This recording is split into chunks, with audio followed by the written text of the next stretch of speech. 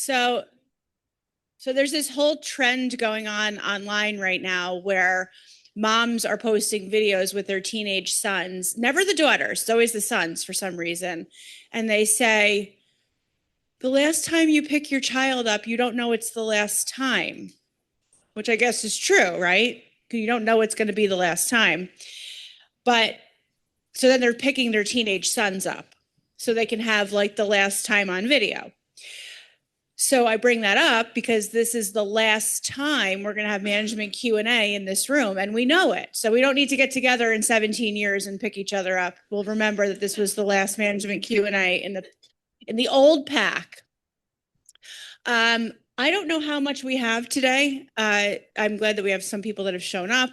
I'm going to just let us go down the line, and then we'll take questions from anybody.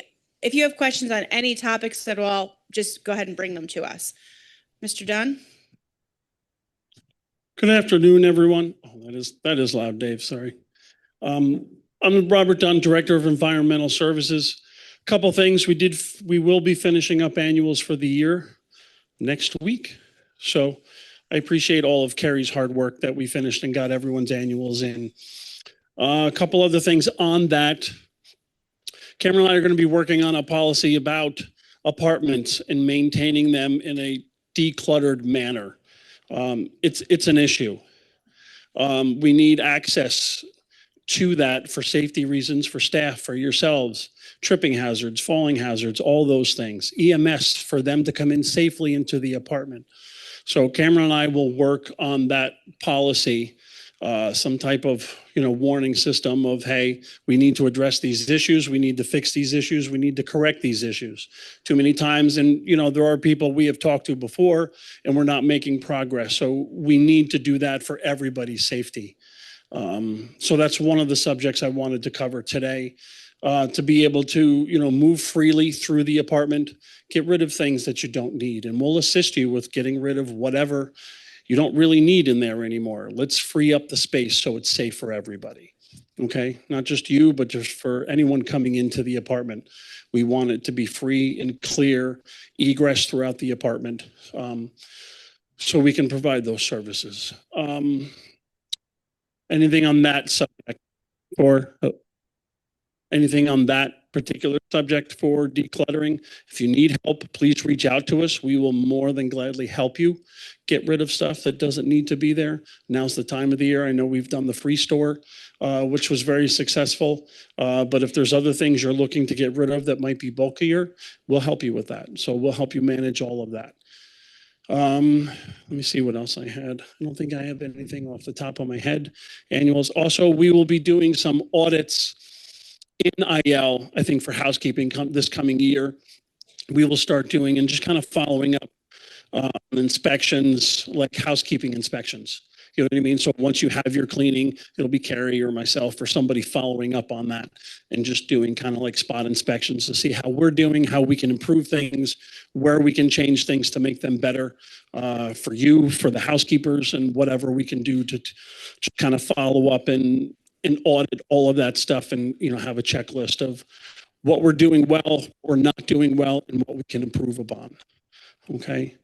Any questions on that particular piece? No? Any questions for me? Go ahead, Dave. Do we have a second mic or no? You got it, Linz? Thanks. I may be a little behind the times, but where are the compost buckets now? Thank you, Dave. The compost bins are right now downstairs in the basement, outside the flex space. All right. So if you're going down the library elevator, it'll be over to your right where the double doors are that would take you to that back hallway where the wood shop is, the flex space is, and the fitness area. So they're right there around the corner of the garbage can. It's the same setup that we had up here. We know it's kind of more out of the way. I wish there was a more convenient location to put it. The items do tend to smell pretty bad after a while, so we can monitor it. We can change it more often. Sorry for the inconvenience, but it's just, this is an ideal place so we don't have to move it 10 times as construction moves. We don't have to keep changing it on you. Yeah, I had the same question. On top of that, yes, there used to be signs on top of each compost that said your compost goes here, but the bag goes over here. Because if you contaminate the compost, if you leave your bag in the compost with your compost, so you dump your compost out and then you take the bag and throw it out. Yes, I put the signs on the wall. Well, I people don't want to instruct the lid from lifting, so I didn't want to put the sign on the container itself. who took the signs off. Okay. Yes, that would be me. Yeah, see me after. Okay. We want to remind people. Yeah, yes. We don't want to contaminate the composting. I have a question about the hot water. Can that be regulated? Is it uniform throughout the day? That's a Tom question. I'll let him answer that. He's next, so I'll let him address that. How long is the compost going to be in the basement? Is that permanent or? No, it's not permanent. It's just as we're going through the changes, in the construction. That's all. That little I don't know what the schedule is for that.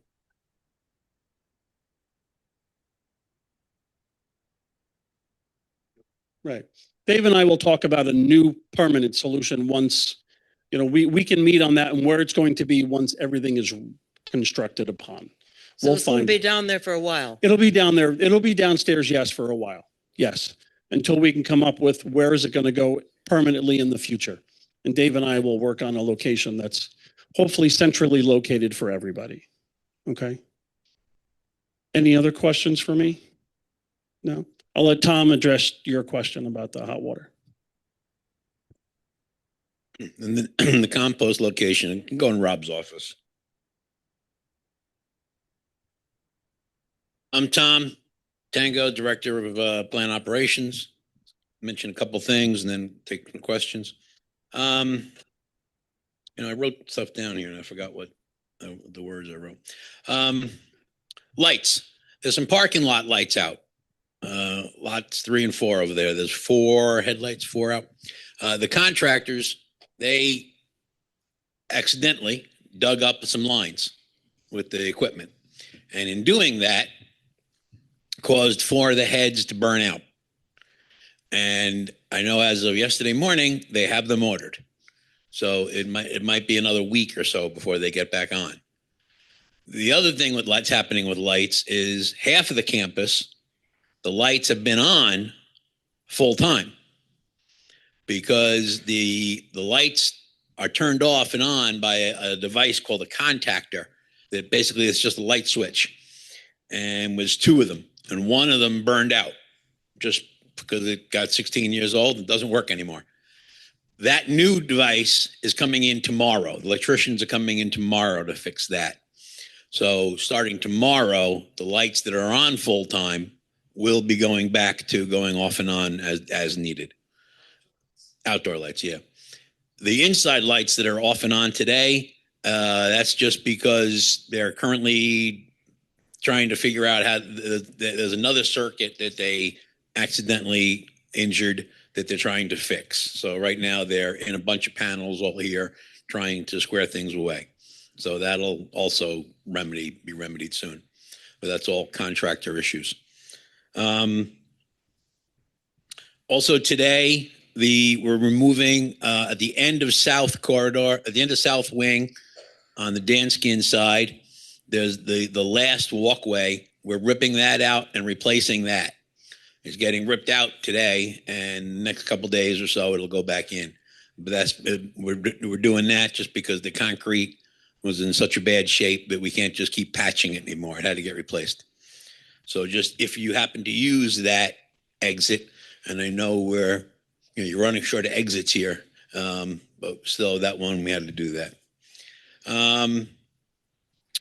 Also downstairs near the flex space, my guys just recently put in, and there's now a new restroom down there, just a single restroom. In that restroom, well, all restrooms, but especially that one, please make sure that only toilet paper is put down the toilet, because that toilet is not plumbed in like regular toilets. It pumps up, doesn't go down. So if you put anything too big in the toilet, like that isn't toilet paper, it's going to clog. So, but it's there and it's usable and, it's nice and close. Also water. I know in the past year, we've had a few instances of brown water. It's usually not our fault, just like the last one that came last week. That was something the village was doing. We are exploring what our options are to do, what we can do about that to prevent it from coming in the building. But like I say, we're not making any commitments, but we have started talking with some engineers about what possibilities there are that we might care to do. So as I know more, I'll let you know more. And that's it. Any questions? The hot water question. And what was your question about the hot water?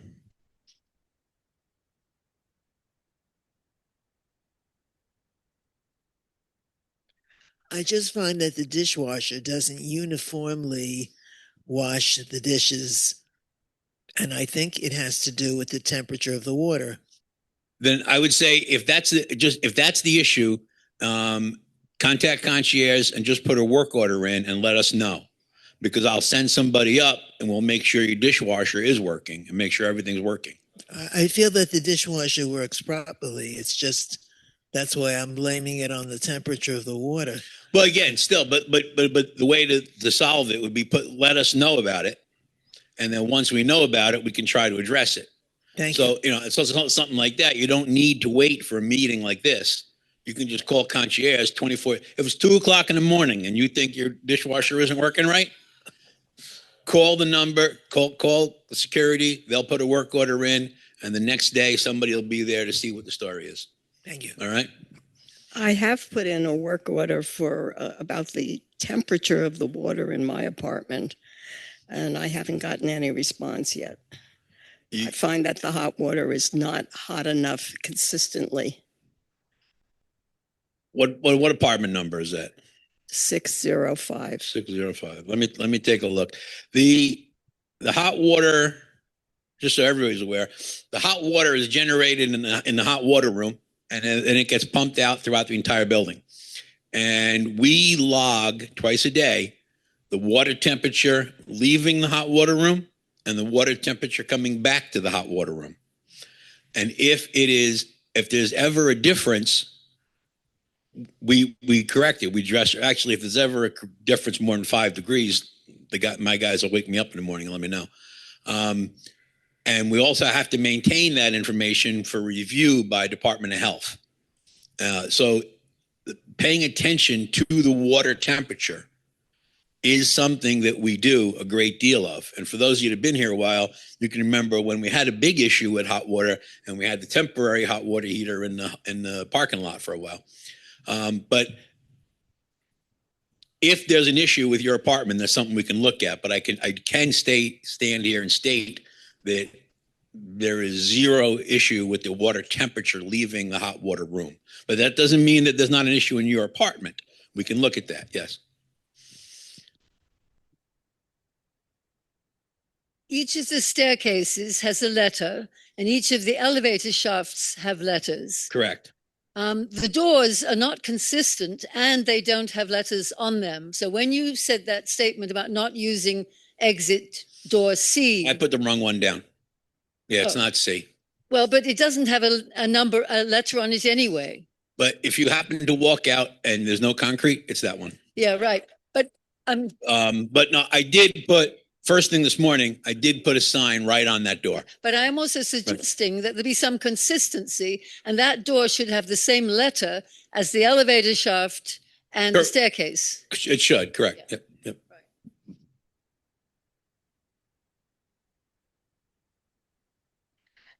Can the excess salt be swept off the sidewalks?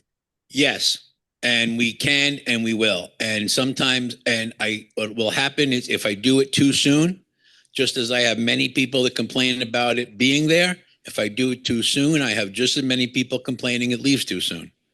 It's like room temperature. If I have 4 residents in a room, I have 5 opinions of how it should be. So, but we do need to do it. We need to do it sooner. Sometimes I leave it, like if it's going to start, if it's on in the afternoon and it's going to start getting cold that night, I don't want the refreeze to happen. And when it comes to whether we remove it or whether we don't, I will always err on if it's the safest choice. And I understand for dog walkers, that's an issue. And I'm not saying I'm not, I'm not saying I don't care about the dogs, but my overriding concern is what's the best for safety. So we will take it off when we can. But again, if I have to make a choice, I'm going to make a choice in the safety side. Anything else? All right. Mr. Roberts.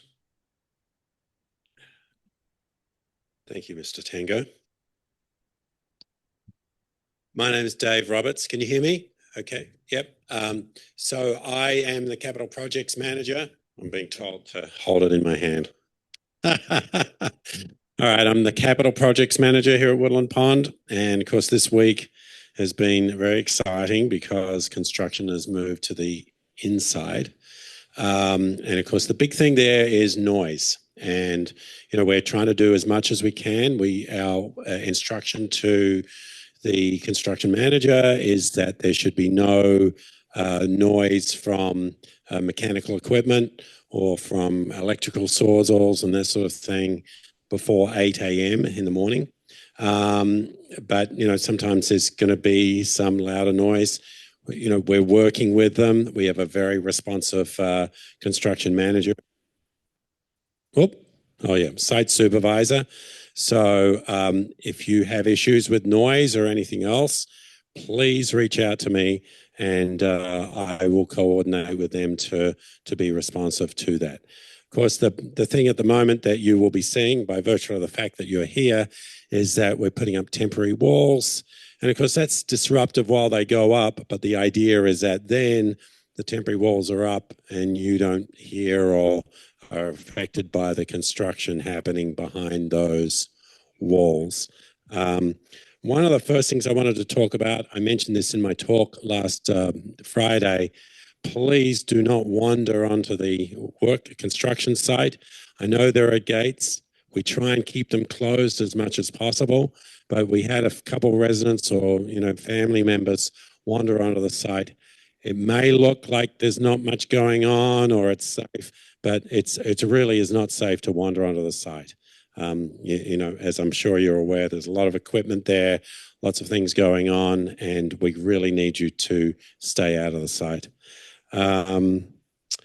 Temporary walls. I just also want to mention, a lot of activity at the end of this hallway this week. There is still an emergency exit out through what used to be fitness. And there are signs to it. We're having a path placed from the exit out to the roadway there. But in an emergency, if you're in this part of the building and you need to exit, just know that that's there. I want you to be aware of that. I know this week there's plastic over there. There will be a zip wall, but it is still an exit if you need it in an emergency. The other things, let's see, what else have we got? Tom grabbed my headline on the lighting in the parking lot. That'll be done by Christmas. I think they actually got the what they need for that, and it's just a matter of coordinating the work. The grease trap tie-in will happen next week, early next week.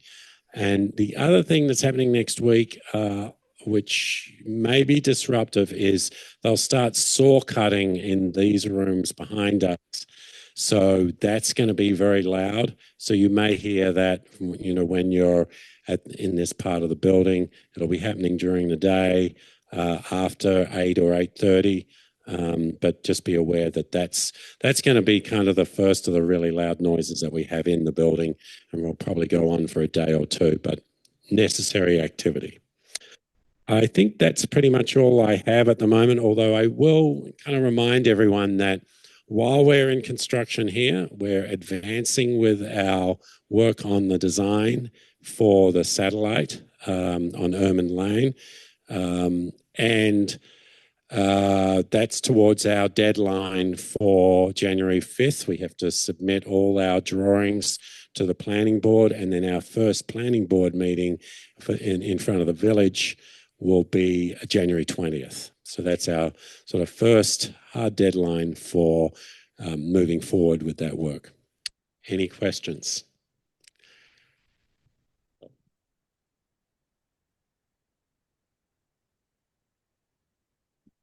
Regarding the emergency exit through the former fitness room, the door into that room used to be controlled by one of our cards electronically. Is that door still in place, and do we need a card to get through an emergency exit? No, you don't. No, you don't. It's no longer a card access. Yep. Okay. I don't know if this is a question for you or Michelle, but since you brought up the expansion, I'll bring it up now. With the expansion coming on, Michelle mentioned in her talk yesterday that the health center is pretty much full. And so how are the additional residents from the expansion going to be accommodated in the existing health center? So Michelle may want to talk about this later as well, but I will say that this is probably the number one issue that we're discussing with the health centre design at the moment, and figuring out what the mix of additional rooms might be. It's going, obviously we need to have discussions with the DOH on that, but we're also analysing it internally to figure out what that looks like. Yep. So I'm encouraged that it's being addressed. Very, very much a part of the conversation at the moment. Yep. I'll just elaborate on that a little bit.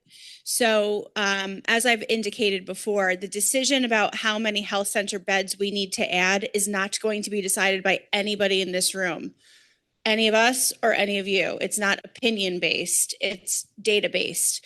And the data evaluation is done by actuaries. So our actuaries are working with our actual demographic data right now to understand what is causing our health center to be so full right now. One of the things that we know is that our length of stay in the health center by area exceeds the industry by a lot. So our residents are going to the health center and living a lot longer than they do in other places, which is great for all of you and it's great for our care, but it messes with the actuarial model. So that's a little bit difficult to contend with. So our actuaries have completed an in-depth analysis of our current bed, the history of our bed use over the last several years, and then they've extrapolated that out with the expected addition of residents and mix in the satellite campus when that comes online. And remember, we're thinking that we're not opening that satellite campus for move-ins until 2030-ish, 2029, 2030. So by the time those residents need the health center, it's not any time in the next decade, typically. That being said, our actuarial analysis will go to the state's actuaries to evaluate, and they will either accept it, want us to look at it a different way, or they will reject it. And this is the next step in the design process. We do know that we can fit additional units off the health center. We think we can fit roughly 8 to 10 easily. The issue is the cost of those units to build is extraordinarily expensive. So we have to be very careful because we are the custodians of what is going to be eventually a much larger financing. So we have to be really careful. The other thing to keep in mind, and I think members of the finance committee might be more familiar with this, but currently roughly 20 of the 100 residents in the health center are not contract holders.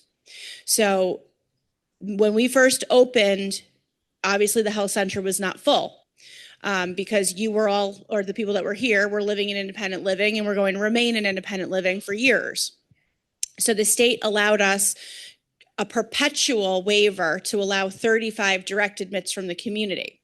So when we were not full in the health center or even close to it, that was a huge cash flow for the community. So we took advantage of that. We are no longer taking new people from the outside, But back to that really long length of stay and people outliving the actuarial data, you know, we don't kick people out. So we have to kind of let nature take its course. In 16 years, we've had ebbs and flows in our census, and it's never been this tight. Knock on wood, we have not had to find alternate placement for anyone. That's our biggest nightmare. But it's a lot of work.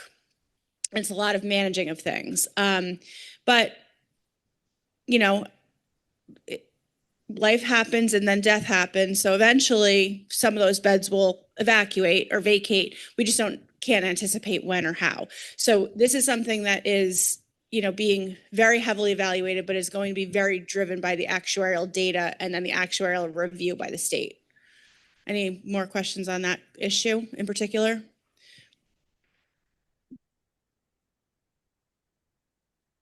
Thank you. Michelle, when you mentioned that you're no longer taking people from the outside, if a couple applies and she is an independent and he needs the health center, what happens then? We're not taking them. You're not taking them anymore? No, not at this point. And I anticipate probably not again. We used to do that, but we haven't been doing that. And that's, you know, unfortunately that's the reality, but you have the contractual obligation to have the bed when you need it. And that would take up a bed for non-contract holders. So we're not doing that.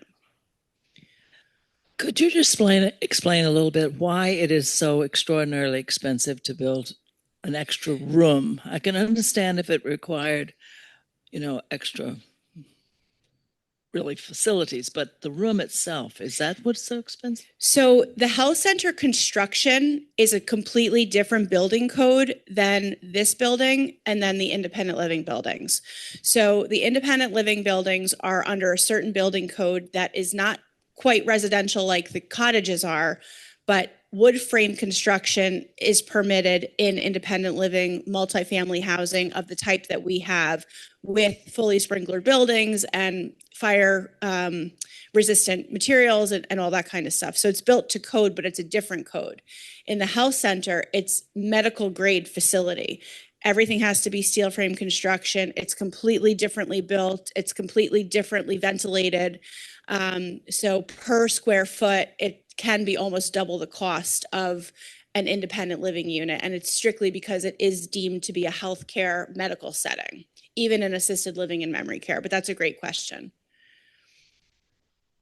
Okay. Other people had other questions. Also, I'll just add to that and say the actual construction of the health centre meant that doing a building over the first floor and doing a second floor essentially means we have to demolish the first floor and build a new 2-story building. It's it's very complicated by the construction that's over there. Dave, Yep. I know that you like to talk about great things.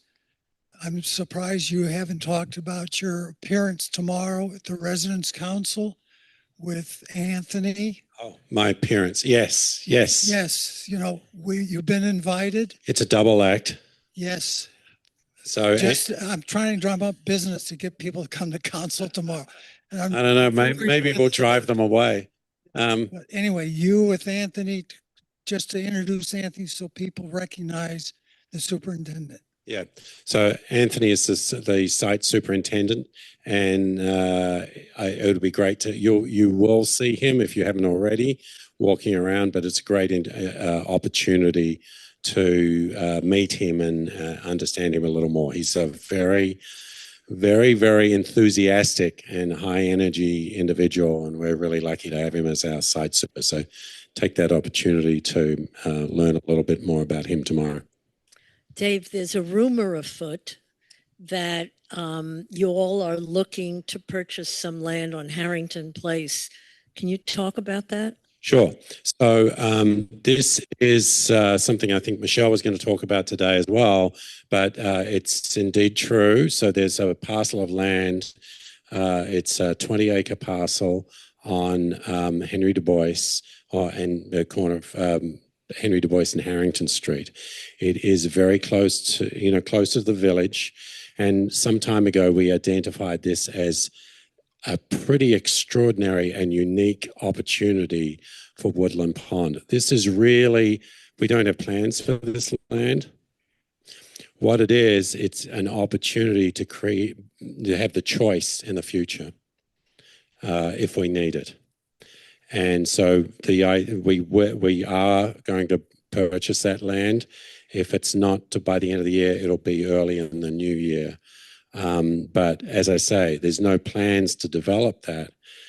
But personally, when I was going to the executive conferences earlier this year, what I kept learning when I was seeing other communities who were developing land and growing, they were often saying, oh, because someone had the foresight to buy this land 6 years ago, 8 years ago, 10 years ago, we're able to do this.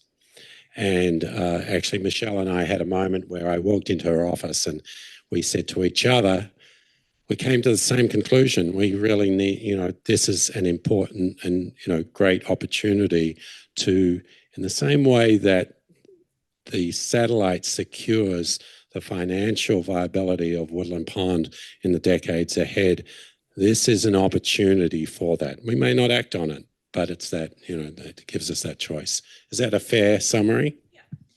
I can just elaborate on it a little bit. So just a couple things. The acquisition of the land was included. The price of that land is included in the financing. So that will be funded with capital that we've already received. It's in the bank and it's secured for that. The property is currently vacant.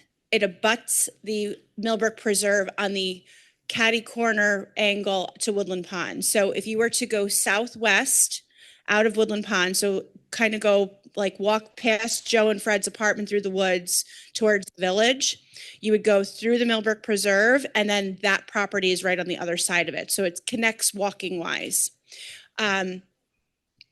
If we were to develop that property, it most likely would not be what this community is. It would probably be 55 plus, not life care. And that's important for you to understand, because if we go that route, which we are able to do under New York state law, that campus would be meeting the needs of what the market is looking for, which we cannot do on the Ehrman property.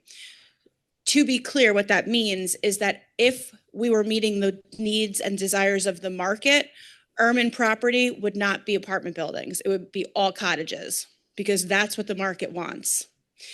We cannot do cottages on that property because of the wetlands.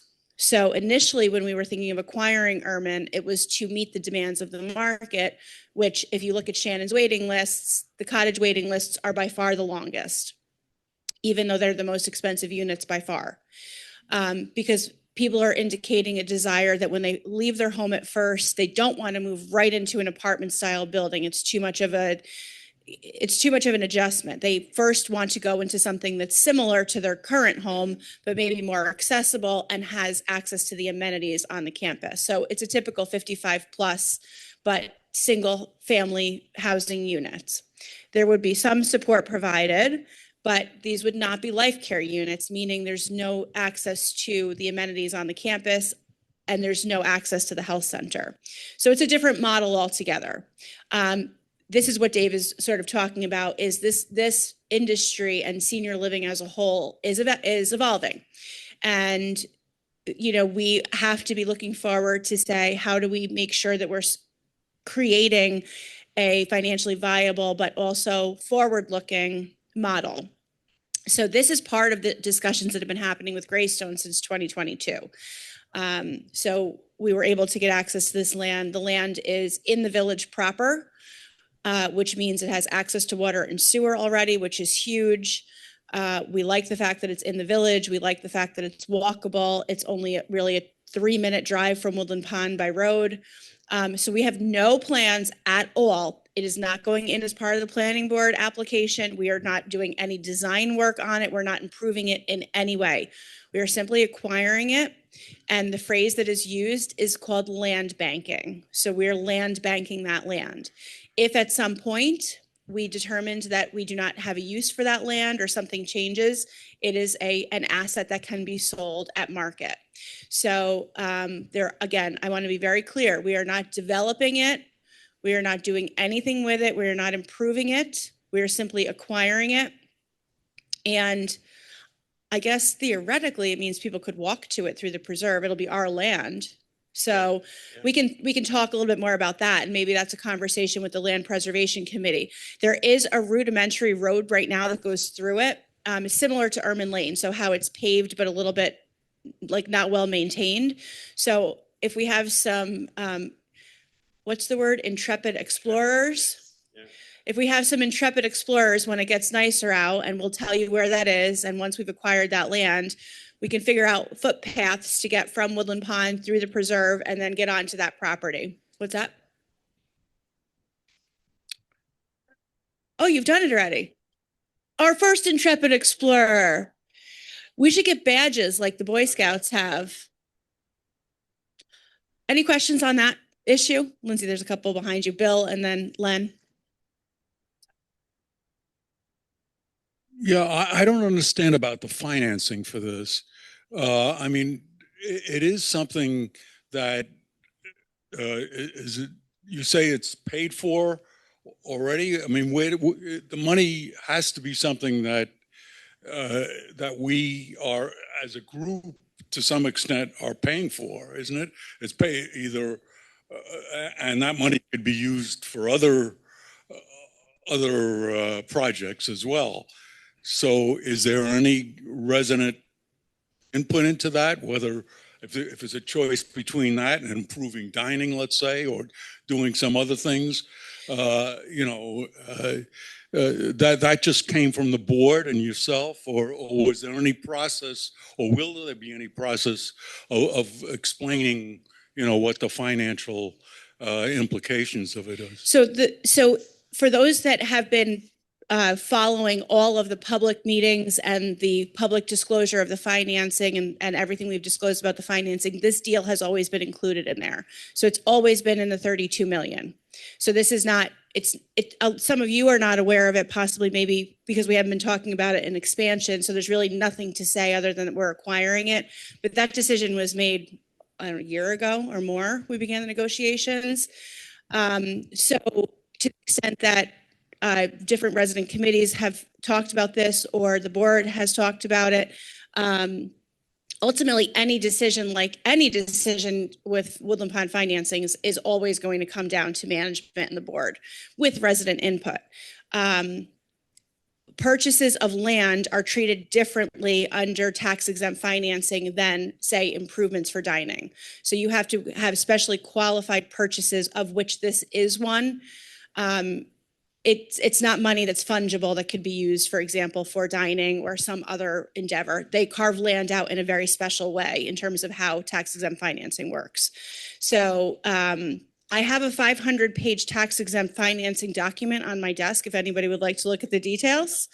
I can point you to the salient sections, but this all had to be run through the Ulster County IDA. It's special uses of financings. They use their attorneys to vet it, and we're really kind of out of it, other than the board and management saying, yes, this is a good idea for the community. So other questions on Harrington Street? Oh, back to you. Back to me.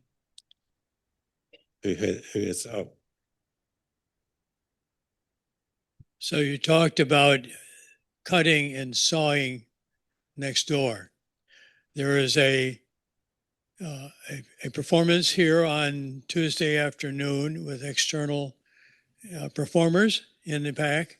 I would like very much not to have sawing noise impacting that performance. Okay. What time is that 4 performance? o'clock. Oh, no problem at all. Yeah. But But in general. Yeah. Oh, yes. Thank you. Certainly. Yeah. Thank you. Any other questions? No? All right. Thank you, everyone. I'll hand off to Bridget. That's what happens when I take your seat. Okay. Thank you so much, Dave. Hi, everybody. I'm Bridget Blum, Director of Human Resources. I just want to give you an opportunity. I don't know if you have any questions for me. I don't really have anything on my agenda to speak about today, other than, I suppose, just to let you know that tomorrow is the employee holiday luncheon. We're very excited about that. I know that we have residents who've gotten together and volunteered to serve, which we appreciate very much. We have the daytime session, and then there's also an evening session that several of the directors will be attending to serve. Staff look forward to this event all year long. We have raffle prizes available. Tickets will be for sale. Any proceeds that we raise from ticket sales for the raffles, and this is limited to staff only, but any of those proceeds go to our Employee Cares Fund. So that's a really big fundraiser for that fund. That's a employee fund where if someone is having a hardship of some sort, they can apply for a grant, and there's a committee that reviews the request and decides whether or not to grant that to the employee. So attendees do get an initial little allotment of tickets for attending at no cost, but then can purchase extras. So again, just, employee stuff. This is a big event for tomorrow, and we're all looking forward to that. And again, thank you in advance to those folks who are going to help serve. This is our 16th or 17th. I know it's 16 years, but we did year one, so wouldn't this be 17? We'll have to count it. I'll have to count it on my fingers after, but we're very excited about it. That was my big announcement. Anything from you?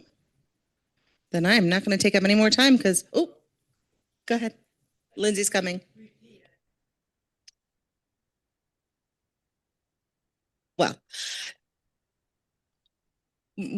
Well, yes and no. So, and I'll always remind folks of this, while I appreciate the accolades, all of our hires are done by departmental hiring managers. They select their staff. They make the hard decisions. We bring the folks in the door. But yes, so everybody deserves a thanks for that, and I will pass it along. So yes, I mean, general orientation, very basic things, but yes, and I appreciate that. Thank you very much. Anything else? No. All right. Who's next? Cam? Hello, everybody. I am Cameron Reale. I am the Chief Operating Officer. I only have one update from me personally, and then I'll jump to the long list that Jason gave me. I wanted to just touch on the fact that amongst a lot of the changes that you're seeing with the renovations, a big part of that is that some of our admin offices, or rather all of our admin offices, will be moving. You'll see that transition from now until the next time we see you at Management Q&A. It won't happen until after the new year, but everybody will be, for the most part, displaced over different phases. So in phase one, you'll see pretty much everybody that you are used to seeing down these hallways in a different area. It will start with finance, who will be in the interfaith meditation room up in assisted living. That will be in the new year. It will transition to HR, moving down to the basement. Michelle, myself, Jason, Lindsay moving to the basement. Dining will stay put for now. Who am I missing? We'll have marketing to 321, apartment 321, right over here in Central. We'll have Liz and Annika kind of all over the place. Matt, we know, is down in the basement. So this is a very broad overview. We will be sending this out so that you all know, but just know there will be designated places for people to be. You will know where and when you can see these people should you need to. Concierge is always a resource, but these are things that are moving and quite rapidly, things that we've been talking about for the past few months, but they're about to be in play. So get ready because they're coming. Concierge will be right where they are. They'll just be pushed out a bit. So now I'll touch on Jason's list. So bear with me. Right, right. The first one is about Go Icon. We had a few people involved in the initial meeting, but we will be moving from Connected Living to a new platform called Go Icon. Last week, we just signed the contract. So this is our new resident engagement platform. In addition to the resident engagement platform, this will house our new BraveNet that we're used to, which BraveNet will still be online for now, as will Connected Living while we do the transition. But this resident engagement platform will be the resident engagement platform itself. It will be the new communication platform, which will take the place of the Sarah system, which has been down for a bit. It'll also be the new BraveNet. So we will be doing a whole bunch of things with this new platform. And a big piece of this is that we're asking some residents to be involved as you're able or willing.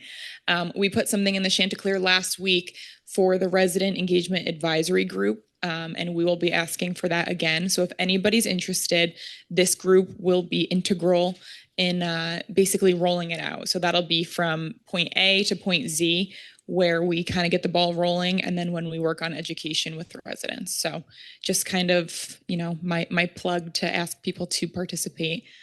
It's called Go Icon. That's the formal name. Next thing from Jason is Instacart and grocery delivery. So deliveries will come to concierge, and they will continue doing so through the renovation. His ask is that either you designate that it will be picked up from concierge from yourself, or it will be delivered for a $5 charge. We are not able to have the drivers come through for security reasons, as I'm sure you can imagine. So please just remember that. Another reminder is about our PERS battery replacements. So if concierge calls you where you need to have your battery replaced, we need that to be done as soon as possible, because without an updated replacement of the battery, it won't be functional.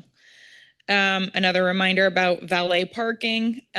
We haven't had a whole bunch of people take advantage of this, but if you are interested, again, it is something that we have available. We have people here to do so. Just let us know as soon as possible if you need your car. Trip outing signups. The deadline to sign up for January trips is today. So if you have not signed up, head to concierge after this. Tonight is the Hudson Valley Flute Ensemble concert tonight at 7 o'clock, right in here. The Dulcimers will have their second concert in the Great Room tomorrow at 3 o'clock. There will be an opening reception for Artscope next Monday at 7 o'clock in the PAC, right in here. Next Tuesday at 4 p.m. there will be... Was that canceled, Carrie? Nope, that's still on. So this will just be a one-day event, a little bit different than what it usually runs. So again, that is next Monday at 7 o'clock right in here. Next Tuesday at 4 p.m., that's the 23rd, we will have a brass concert with Mr. Bill Toole. Next Friday, the 26th in the PAC at 2:45, we'll have the Starlight Trio here. Actually, you know what? He said it's in the Great Room and in the PAC. So which one is it? Great Room. That's the Starlight Trio. Two more. We have plans to have the dance floor set up with music on New Year's Eve, which is December 31st. That will be in the PAC in here. Okay. Do we have a time? Okay. So that'll start at 8 p.m. on New Year's Eve, December 31st, right in here, music, dancing. That'll be fun. And then last thing is, this is something we've talked about in the past that kind of got pushed out. The pool that we have will be going offline at the end of January. We will be planning to have the last day that it can be in use as of Friday, January 23rd. That following Monday is when we will begin trips to SUNY New Paltz, where we have an agreement with them to have open swim times. So that is a little snippet about the pool. You know, I know Dave touched on some dates and whatnot, but we'll continue to communicate those dates with you as they come. Any questions for me or Jason?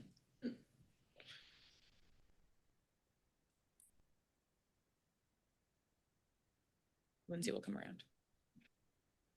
Yes, as a member of the Ponds Prunes swimmers, question came up this morning. There was a talk about going to SUNY for those that are interested. Yeah. Sort of a walkthrough to see how it is. Do you have any update as to when that will take place? So Jason had just emailed them today, so just waiting to hear back. So once we get that, hopefully it'll be in the Chanticleer. Okay, thank you. Yep.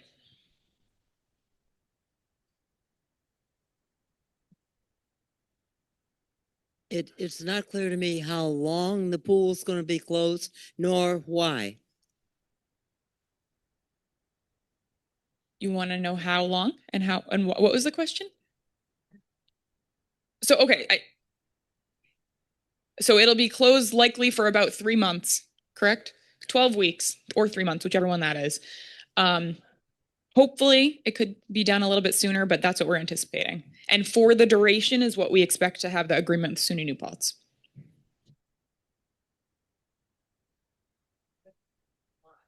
We're closing it because the outside perimeter of the pool will be updated.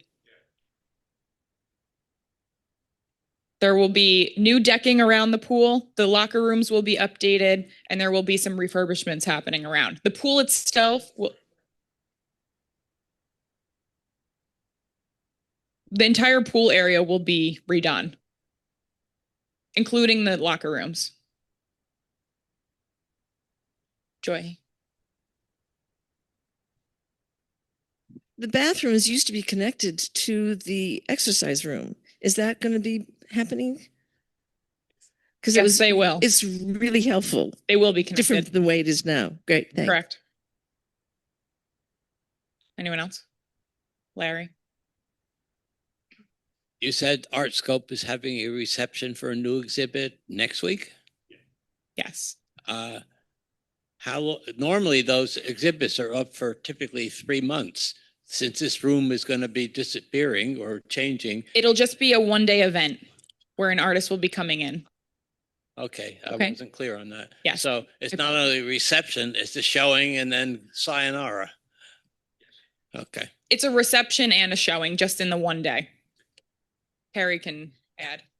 Yeah, really quickly, I'll just say the ArtScope reception, it's going to be our last shebang. So until we get a new space to be able to put up the artwork. So it will have the reception. And that evening is the only time that the artist is going to be showcasing her work. So it'll be the evening at 7 p.m. Anyone else?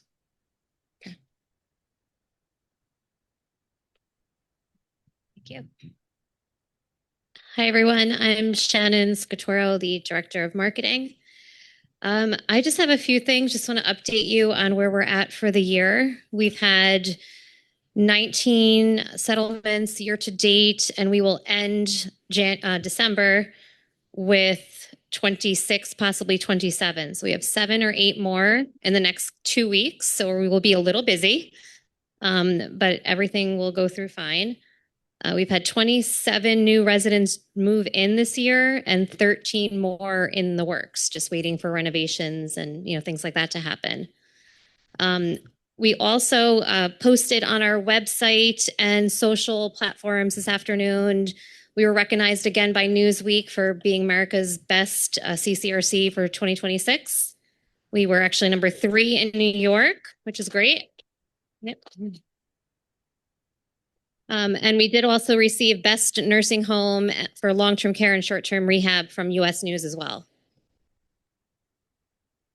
Best in US from US News. So America's Best CCRC, so there's 1,900 places that they survey. They give awards to and recognize the top 300, and we actually placed number 45 in the entire US and number 3 for New York. So that was a really great achievement that we have. Yeah, that's really all I have on my end. Any questions for me? No? All right. Hello, everybody. Bill Cavallo, Director of Dining, here to talk about the holidays. Happy Hanukkah to any of those who celebrate. Christmas Eve dinner is completely booked. So for those of you who booked ahead of time, we look forward to seeing you there. New Year's Eve dinner, we have tables still available from at the 4:45 and the 6:15 time slots. So if you want to come out and party before this party at 8 o'clock, join in on the 6:15. The actual days of Christmas and New Year's Day, the pub and bistro will be closed. We will be doing a complimentary breakfast from 9 to 11 in the pub, and we will be doing to-go dinner service as well. Changes in the kitchen. A couple of people have asked if we're going to be doing a kitchen walkthrough. Today started some renovation and changes in the kitchen itself, so it's not very safe. So we are going to be postponing any kitchen walkthroughs until, I don't know, 6 months from now, maybe further. Any questions?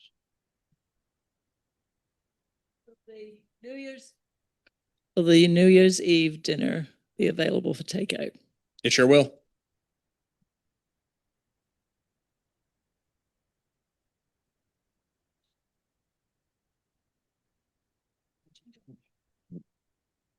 At this point, do you have enough data about the cost of dining material for the, what do you call it, or the organic food and the new plastics? How much more is that costing you?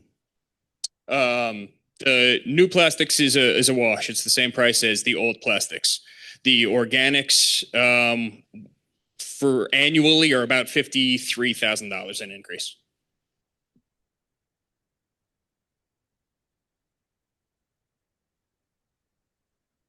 That's it. All right.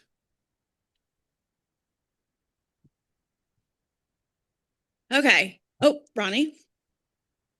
This is actually maybe for you, Michelle. I was talking with some other folks last week and I forgot who suggested it, but as you know, a lot of people are going to be losing their, there's no, thank you. There's no carryover. Couldn't that money go to something useful like maybe employees who run into trouble or some kind of benefit fund for employees? I mean, it's just money that's going to be just absorbed by Woodland Pond, but couldn't it go someplace where people could use it? So it's not really money. And I think this is the misconception that happens every year. If we take that money and divert it to somewhere else, let's say there's $10,000 left, whatever it is. If we take that $10,000 out and give it away, we have to get that $10,000 back from you somehow else to pay our bills because it's all one pot of money. It's really just an allocation of your total monthly service fee that goes towards dining. It doesn't act, but taking it out of the pot really takes it out of the pot. And that pot still has to be full. And we only have one source of funding. So I know it's confusing. It comes up every year, but the answer is no, because then that would have an impact on needing to increase monthly service fees to make up that $10,000. So one way or another, you're our source of income. All right, I just wanted to take just a couple minutes. I know we're at 2 o'clock and this is a heavy topic, but I just want to talk quickly about and just give you guys, I'm sorry, not you guys, everyone in the room, 10 to 15 minutes if you want to stay, ask questions about some of the issues that have come up related to medical emergencies in the last couple of months. Not couple of months, really month or less. So we've had an interesting mix of medical emergencies here in independent living in the last month that we have not seen in 16 years.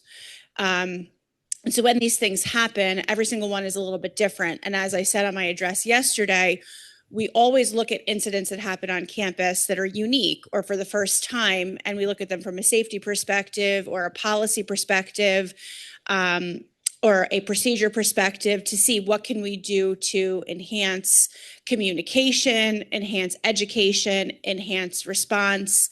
And so we're doing that. Each of the things that have occurred have been slightly different, but all sort of have to do with what have ultimately ended up being very serious medical emergencies or injuries, in a couple of cases fatal. And in at least one of the cases, public. And so this is all things that we as a community need to deal with. And there's obviously trauma involved, whether we call it that or not. That is what the emotional reaction is to things that happen like this. So it's important that we're talking about these things. Very important to talk about and to normalize and to validate trauma and emotion and provide an opportunity for people to talk about these things. So first and foremost, I want to encourage everyone that if you are struggling with the things that are coming up, and there can be some emotional shock. You're going to go into the mailroom today and you're going to see a bereavement notice. You're very likely going to go into the mailroom tomorrow and see another one because there's one of our residents in independent living that's been on hospice for quite a while is most likely not going to make it through the night. I've spoken with the family. That is publicly available information. I choose not to say the name in this meeting, but you may see the bereavement notice tomorrow. And for those of you that have been here for any period of time, we don't know why it is, but these things seem to come in groups, groups of 3 or groups of 4. So we can go on for, months at a time, and it's pretty quiet and things are sort of, copacetic, but then all of a sudden we'll have an uptick in, jarring things that happen. And right now it's incredibly challenging because it's the holidays too, and those come with emotions themselves. So without getting into the details and the changes that we're going to be making related to any policies or procedures, I want to just emphasize the importance of reaching out to the staff that are available to you to be able to talk to about these things, whether it be Annika, myself, Liz, your neighbors, saying the words that you're feeling, because most likely your neighbors are feeling the same way and you're not alone in those thoughts. You may have questions. You may not even know what's going on, but ask your neighbors, ask us. We will share what we can. We have begun discussions with the New York State Department of Health for helping to navigate some challenges that are coming up with the new New York State MOLST form. So the current version of the MOLST form, which is what, if you've done your MOLST form in the doctor's office recently, as Liz had a discussion with 2 wonderful women at the Department of Health this morning, we, EMS, DOH, once this was pointed out, agree that the instructions on the form are as clear as mud. And that creates issues with somebody in a situation with, if someone is unconscious, unresponsive, and most importantly, has no pulse. So they were very appreciative of Liz taking the time to point that out. We actually happen to have a very close professional relationship with somebody extremely high up in DOH, Dr. Eugene Heslin. Some of you from Kingston may know him. He was on the Kingston Hospital Board when Woodland Pond was built. His mother lived here at one point. He and I know each other very well. And when Liz started to raise concerns to me about this form and how it is definitely going to be confusing in the field if somebody has to have a decision made about DNR or not, Dr. Heslin got me right in touch with the right people to talk to, and Liz is taking the bull by the horns on that. So there's going to be more to come on those specifics, but right now I just want to acknowledge that this is a hard time for the community and encourage you talking about your feelings with us and with your neighbors, because it helps us to understand where you are and help to support you. So questions on this general topic right now? Michelle, this will mean that a new or revised MOLST form will be coming or may be coming forth, and we'll have to do it again to fill it out on all the requirements. Well, so because it is confusing, no doubt. Yeah, so that would be a great outcome. If we can get to the right people at DOH and the medical staff at the Department of Health and the health commissioner thinks, like, we would not be directing how they make the form. Liz is there to point out how it's being used in practice and how it's confusing. It's up to the Department of Health ultimately to create that form. That's a New York State Department of Health issued form. I personally would like to see them really take this seriously because it's confusing and even EMS was here this week and they were telling us that they're really struggling with the current version of the form.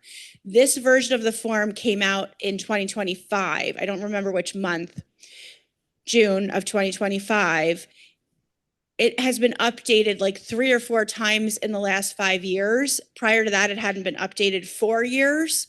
So I feel like either they're overcomplicating it and then it's causing issues. I don't know what they need to do, but right now it's like a, what is the table? I'm not going to think of the word, but the table, a decision table. It's like a decision table or a decision tree right now.